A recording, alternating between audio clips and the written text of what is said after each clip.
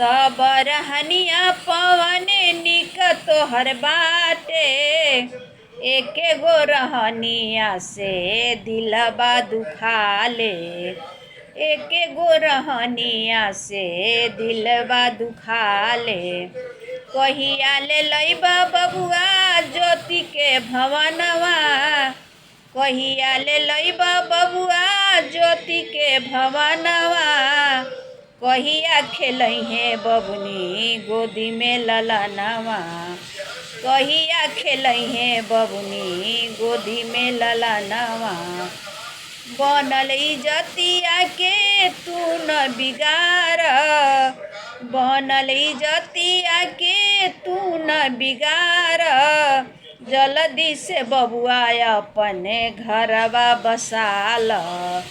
जल्दी से बबुआ अपने घरवा बसाल। इहे सब दर्शक के दिल में अरमान हो। इहे एगो माई के दिल में अरमान हो। अपन जिंदगिया तू करन जियान हो।